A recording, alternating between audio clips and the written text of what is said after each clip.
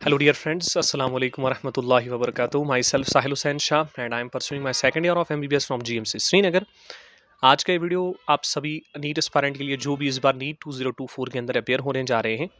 Actually ये video मैं आपके साथ शेयर कर रहा हूँ बिकॉज जैसे जैसे आपका एग्जाम नज़दीक आता है तो इस समय सबसे common cheese most of the student जिससे सफ़र करते हैं दैट इज़ एनजाइटी होना, डिप्रेशन होना, ये थॉट्स आने की अगर एग्जाम में नहीं होगा तो क्या होगा।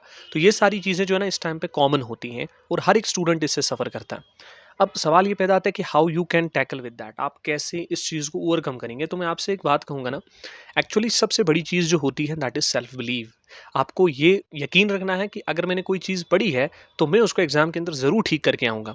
और मैं आपको ये भी कहता हूँ ना कि वो एग्ज़ाम के जो 3 घंटे होते हैं ना, उस समय आपका माइंड जो है ना 100% एक चीज़ पर फोकस दे रहा होता है। तो अगर आपने कोई चीज़ कभी देखी हुई है, ठीक है, आपने कभी कोई चीज़ पढ़ी हुई है तो वो एग्ज़ाम के टाइम आपको याद आएगी।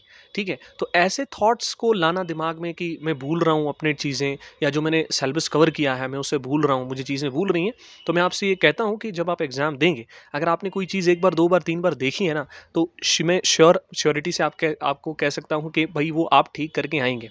तो ज़्यादा उसके बारे में ना सोचें और सेल्फ बिलीव, एक्चुअली जो भी चीज़ है ना, आंसर एक ही है, सेल्फ बिलीव।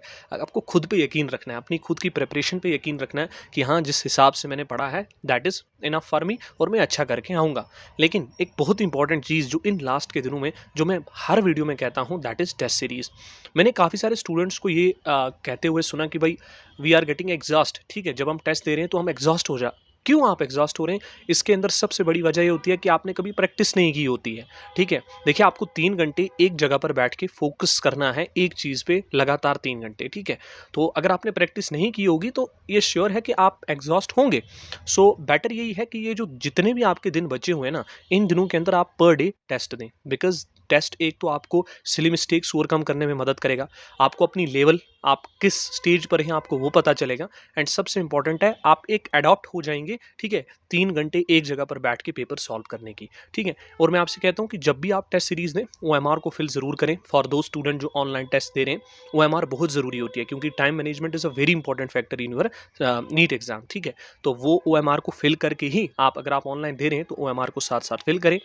एंड बाकी खुद पर बिलीव रखें, हो जाएगा। ठीक है, तो टेस्ट सीरीज आप देते रहें, ये जो लास्ट का आपका हफ्ता है आप। और टाइमिंग टाइमिंग जो है ना, हमेशा आप 2 to 5 जो आपकी नीट के एग्जाम की टाइमिंग रहती है, उसी टाइम पर जो है आप नीट के वो अपना जो भी आपको टेस्ट देना है वो दे।